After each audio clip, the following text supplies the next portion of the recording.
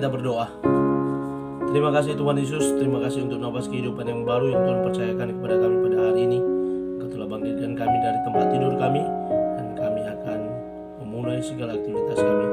Tapi terlebih dahulu kami mau mendengarkan kebenaran firman Tuhan melalui channel YouTube ini.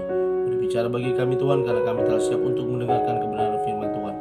Dalam nama Yesus kami sudah berdoa dan mengucap syukur. Amin. Shalom Ibu Bapak Saudara terkasih dalam nama Tuhan kita Yesus. Semangat pagi. Bertemu kembali di channel Rio Nando Putar-Putar dalam khotbah 5 menit aja atau kelima untuk renungan harian. Renungan pada hari ini saya ambil dari kitab Filipi pasal yang ketiga ayat yang ke-20. Demikian kesaksian firman Tuhan. Karena keluargaan kita adalah di dalam surga,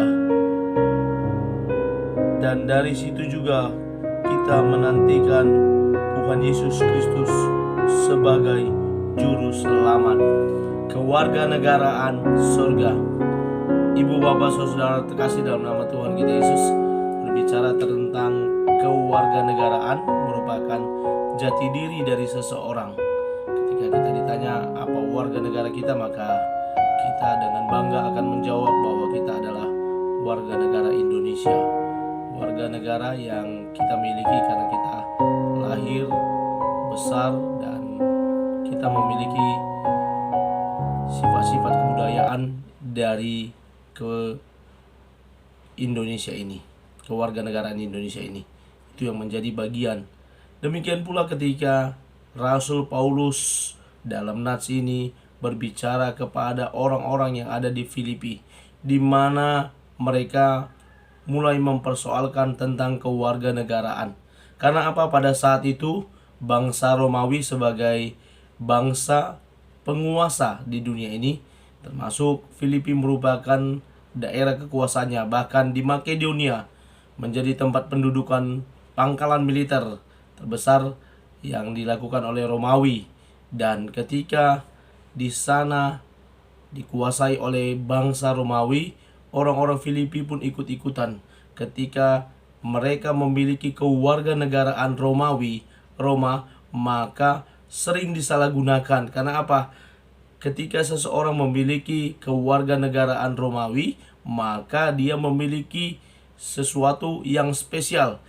Kewarganegaraan tersebut bisa digunakan untuk hal-hal termasuk juga kelebihan kekebalan hukum, dan juga ada kelebihan-kelebihan lain lah yang didapatkan sebagai warga negara Roma.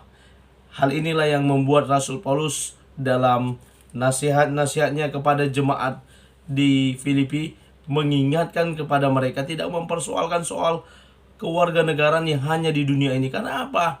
Sebagai orang-orang percaya, sebagai orang-orang yang telah ditebus oleh Yesus Kristus, maka mereka harus fokus bahwa mereka adalah warga negara surga yang sementara di bumi ini juga akan menikmati fasilitas yang disediakan oleh Allah.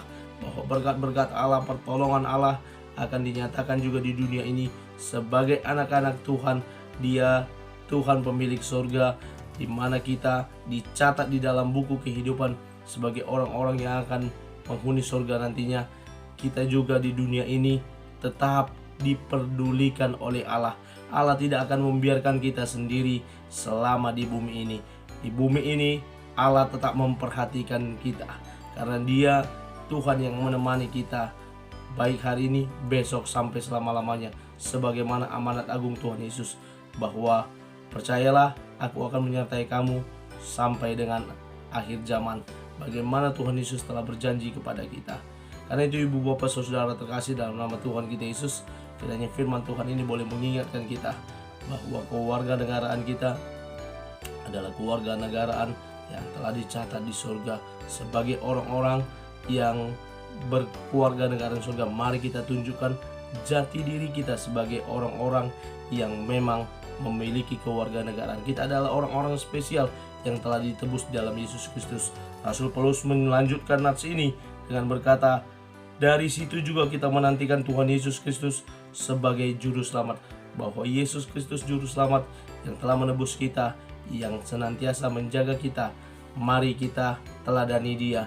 Mari kita teladani cara hidup Yesus Kristus sehingga tampaklah kewarganegaraan surga itu dalam diri kita. Selamat beraktivitas untuk kita dan tetap semangat menjadi orang-orang pilihannya. Amin. Kita bersatu dalam doa. Terima kasih Tuhan Yesus untuk firman-Mu yang telah kami dengarkan. Berkati firman-Mu boleh kami lakukan dalam kehidupan kami sehari-hari. Kami mulai aktivitas kami hari ini dalam nama Yesus kami berdoa. Amin. Selamat beraktivitas. Tuhan Yesus memberkati. Shalom.